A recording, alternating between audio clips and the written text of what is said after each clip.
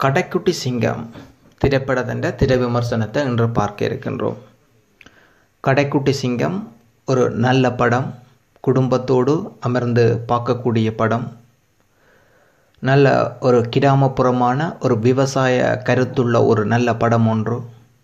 கார்த்தி நடிப்பில் வெளியாக இருக்கின்ற கடைக்குட்டி சிங்கம் பார்க்க தவறியவர்கள் கண்டிப்பாக போய் பாருங்கள். கடைக்குட்டி சிங்கம்.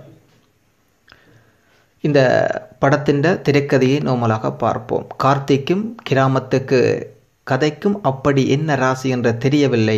எப்போதும் கிளிக்காகிவிடும் பருத்தி வீரனில் தொடங்கி கொம்பனில் கிராமத்து கதையில் ஒரு படி மேலே சென்று தற்போது ஹட்டி கிராமத்து கதையாக கடைக்குட்டி சிங்கம் படத்தில் நடித்துள்ளார் கார்த்திக். ஊரிலே எல்லோருக்கும் மதிப்பும் பெரிய இடத்து குடும்பத் தலைவராக சத்யராஜ்.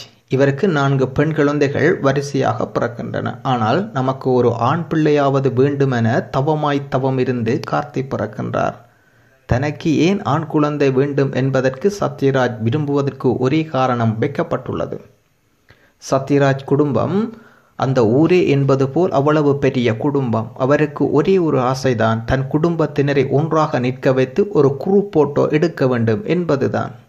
இந்த நேரத்தில் கார்த்தி தன் சொந்தத்தில் திருமணம் செய்யாமல் சாயிசாவை காதலிக்க, இதனால் குடும்பத்தில் பிரச்சனை வெடிக்க, இவர்களை எல்லாம் கார்த்தி எப்படி சமாதானம் செய்வது?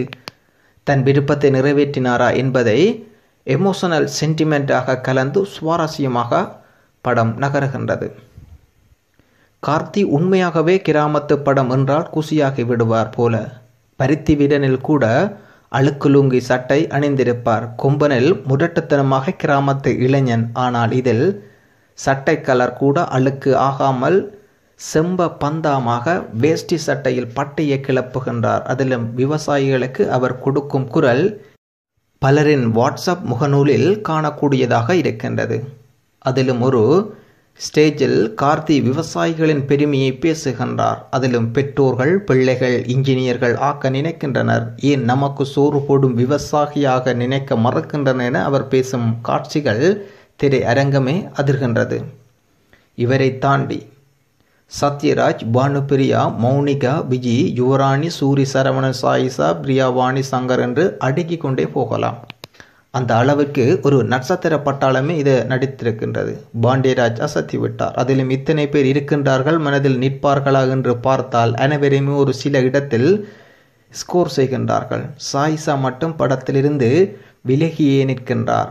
பசங்க படத்தில் பார்த்த ஷோபி கண்ணு இதில் மிஸ்ஸிங். பாண்டியராஜ் ஷார். சூரி காமெடி டைலரில் பெரிதாக எடுபடவில்லை என்றாலும் படத்தில் அவர் வரும் இடங்களில் எல்லாம் ஆன்லைன் கவுண்டரில் விசில் பறக்க வைக்கின்றார். அதிலும் தன் பாட்டியிடம் மெதுவாக விசிறுங்க குளிருது என நக்கலடிக்கும் காட்சியெல்லாம் சிரிப்பு சத்தம் அதிர்கின்றது. படம் முழுவதும் நட்சத்திரங்கள், குடும்பம், உறவுகள், பாசம், நேசம், பிரச்சனை, தீர்வு என நாம் பார்த்து பழகிப்போன காட்சிகளே நகர்கின்றன.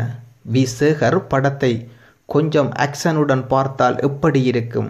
அதே போலதான் இந்த கடைக்குட்டி சிங்கம் என ஆக்ஷன் காட்சிகளில் கார்த்தி அடித்து பறக்க விடுவது கொஞ்சம் ஓவராக தெரிந்ததும், அதிலும் வில்லன் கதாபாத்திரம் அத்தனை வலுவானதாக இல்லை.